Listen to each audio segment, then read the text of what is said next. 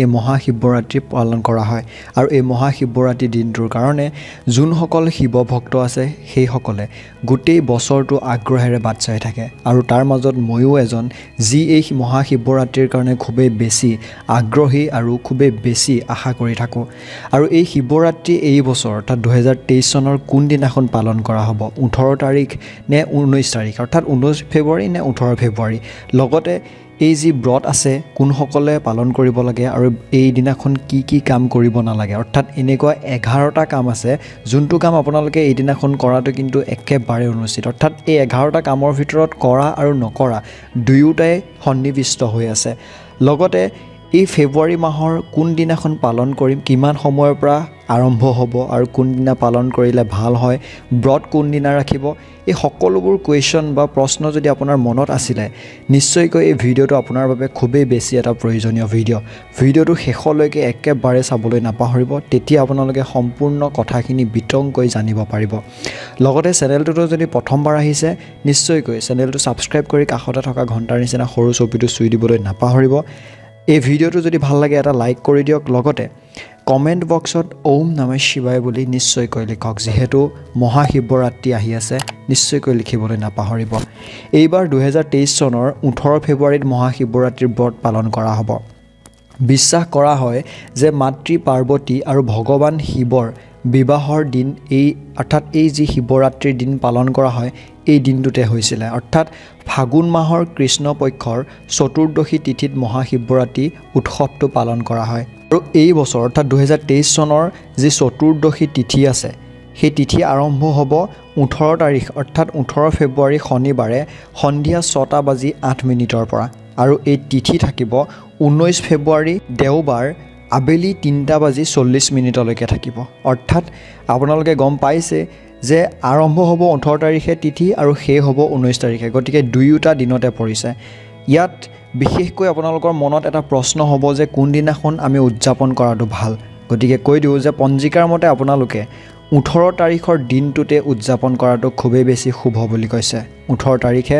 ৰাতি আপোনালোকে এই মহাশিৱৰাত্ৰি উৎসৱ পালন কৰক ইয়াৰ কাৰণে ব্ৰত আপোনালোকে 18 তাৰিখৰ দিনটোতে পালন কৰিব লাগিব আৰু এই ব্ৰতৰ সময়ত ব্ৰত যোনসকলে পালন কৰে সেইসকলৰ ক্ষেত্ৰত অকণমান আপোনালোকে কিবা বস্তু বাছি চলিব লাগিব আৰু যোনসকল গৰ্ভৱতী মহিলা আছে তেওঁলোকে ব্ৰত পালন নকৰিলেও হ'ব তেওঁলোকে মাত্ৰ এইটো ধ্যান দিব যাতে এই দিনাখন সম্পূৰ্ণ নিৰামিষ খাদ্য অৰ্থাৎ পিঁয়াজ বা তেল এইবোৰ যাতে গ্ৰহণ নকৰে সম্পূৰ্ণ বইল ভাত বা বৰতীয়া ভাত আপোনালোকে যদি খাব পাৰে খুবেই বেছি ভাল কিন্তু এইটো নহয় যে যোনসকল গৰ্ভৱতী মহিলা আছে তেওঁলোকে সম্পূৰ্ণ ব্ৰত পালন কৰিব লাগে ইয়াৰ ক্ষেত্ৰত কোনো ধৰণৰ দুখ বা ক'বলৈ গ'লে বেয়া প্ৰতিফলন আপোনালোকে দেখিবলৈ নাপায় যদি আপুনি জানিব বিচাৰে যে কোনসকল মানুহে বা কোনসকল পুৰুষ বা মহিলাই ব্ৰত পালন কৰিব লাগে আৰু নালাগে তেন্তে হলে তাৰ কাৰণে এটা ভিডিঅ' মই আপোনালোকলৈ বনাই থৈছোঁ ডেছক্ৰিপশ্যনত প্ৰথম লিংকটো ক্লিক কৰিব পাৰে আপোনালোকে সেইটো কৰি চাব পাৰে এই ভিডিঅ'টো চাই লওক তাৰপিছত সেই ভিডিঅ'টো চাব এতিয়া জানো আহক যে এই দিনাখন আমি কি কাম কৰাটো উচিত আৰু কৰাটো অনুচিত প্ৰথম কামটো হৈছে যে মহাশিৱৰাত্ৰি দিনাখন আপুনি ভগৱান শিৱক সন্তুষ্ট কৰিব যদি বিচাৰে এই দিনটোত ক'লা ৰঙৰ কোনো ধৰণৰ বস্ত্ৰ কাপোৰ নিপিন্ধিব এই দিনটোত ক'লা কাপোৰ পিন্ধাটো একেবাৰে অশুভ বুলি গণ্য কৰা হয় 2 নম্বৰৰ কথাটো হৈছে যে শিৱলিংগক আপোনালোকে যেতিয়া প্ৰসাদ আগবঢ়াব সেই প্ৰসাদসকল যিবোৰ প্ৰসাদ আছে সেই প্ৰসাদবোৰ আপোনালোকে গ্ৰহণ নকৰিব ভগৱানলৈ অৰ্থাৎ শিৱলিংগলৈ আগবঢ়োৱা প্ৰসাদবোৰ নিজে গ্ৰহণ কৰিবলৈ হাক দিছে কিয়নো ইয়াৰ ফলত দুৰ্ভাগ্যৰ সৃষ্টি হয় বুলি বিশ্বাস কৰা হয় আৰু এই কাম কৰিলে ধনৰ ক্ষতি আৰু বেমাৰো হ'ব পাৰে 3 নম্বৰৰ কামটো হৈছে যে শিৱলিংগত কেতিয়াও তুলসী পাত অৰ্পণ নকৰিব শিৱলিংগত গাখীৰ আগবঢ়োৱাৰ আগতে মনত ৰাখিব যে আপুনি যি গাখীৰ আগবঢ়াব সেই গাখীৰ যাতে কোনো ধৰণৰ পাউডাৰ গাখীৰে হওক পেকেট গাখীৰে হওক এনেকুৱা গাখীৰ যাতে নহয় কেৱল শুদ্ধ বা প্ৰকৃত গাখীৰহে আপোনালোকে প্ৰদান কৰাটো প্ৰয়োজনীয় আৰু আপোনালোকে যেতিয়া শিৱলিংগত অভিষেক কৰিব সেই গাখীৰ তেতিয়া সেই যোনটো পাত্ৰৰে আপোনালোকে অভিষেক কৰিব সেই পাত্ৰটো সোণ ৰূপ নাইবা ব্ৰঞ্জৰ যদি হয় তেন্তে হলে খুবেই বেছি ভাল সেই তেনেকুৱা ধৰণৰ হ'ব লাগে অভিষেকৰ সময়ত আপোনালোকে কেতিয়াও ষ্টিল বা প্লাষ্টিকৰ বাচন ব্যৱহাৰ নকৰিব 4 নম্বৰৰ কামটো হৈছে যে ভগৱান শিৱ বাবাক ভুলতো কেতেকী আৰু চম্পা ফুল অৰ্পণ কৰিব নালাগে কোৱা হয় যে এই ফুলবোৰক ভগৱান শিৱই অভিশাপ দিছিলে সেই গতিকে কেতেকী ফুল বগা হ'লেও ভোলানাথৰ পূজাত অৰ্পণ কৰিব নালাগে। অৰ্থাৎ আমি জানো যে ভগৱান শিৱ বাবাক বগা ফুল অৰ্পণ কৰিলে ভাল এইদিনাখন, কিন্তু কেতেকী ফুলটো অৰ্পণ কৰাটো একেবাৰে অনুচিত। 5 নম্বৰৰ কথাবিধ হৈছে যে শিৱৰাত্ৰিৰ ব্ৰত পুৱাৰে পৰা আৰম্ভ হৈ পিছদিনা পুৱালৈকে থাকে। গতিকে যোনসকল ব্ৰত পালন কৰি আছে সেই ব্ৰতীয়ে ফল মূল আৰু গাখীৰ খাব লাগে। অৱশ্যে সূৰ্যাস্তৰ পিছত একো খাব নালাগে। অৰ্থাৎ সূৰ্য অস্ত যোৱাৰ পিছত আপোনালোকে বৰতীয়া ভাতো খাব পাৰে, নহ'লে ৰুটি বা তেনেকুৱা ধৰণৰ গ্ৰহণ কৰিব পাৰে।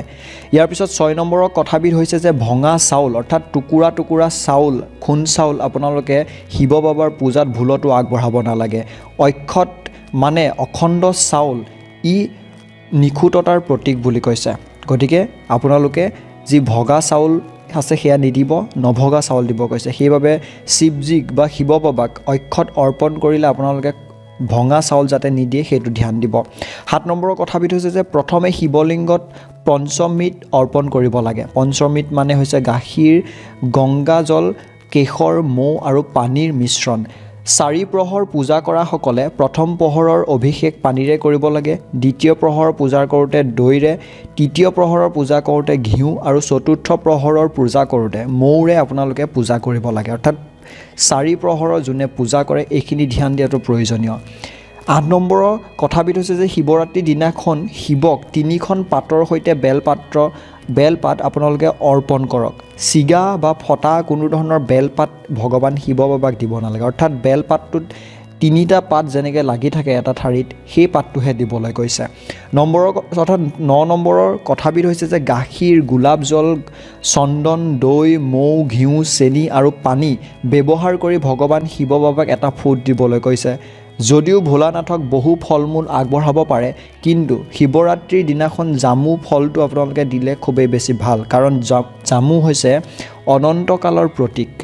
গতিকে জামু আপোনালোকে দিব পাৰে। ইয়াৰ পিছত 10 নম্বৰৰ কথাবিধ হৈছে যে শিৱলিংগ বা ভগৱান শিৱৰ মূৰ্তিত কেৱল বগা ৰঙৰ ফুলহে আগবঢ়াব লাগে বুলি বিশ্বাস কৰা হয়, কাৰণ ভোলানাথে কেৱল বগা ৰঙৰ ফুলহে ভাল পায়। শিৱৰাত্ৰিৰ দিনা ভোলানাথক সন্তুষ্ট কৰিবলৈ চন্দনৰ ফুট লগাব পাৰে। শিৱলিংগত কেতিয়াও কুমকুম তিলক অৰ্থাৎ কুমকুমৰ তিলক প্ৰয়োগ কৰিব নালাগে। অৱশ্যে ভক্তই মা পাৰ্বতী আৰু ভগৱান গণেশৰ মূৰ্তিত কুমকুম যি ফুট আছে কুমকুমৰ ফুট তেওঁলোকক দিব পাৰে। আৰু এটা কথা জনাই দিওঁ এইখিনিতে যে এই শিৱৰাত্ৰিৰ দিনাখন আপোনালোকে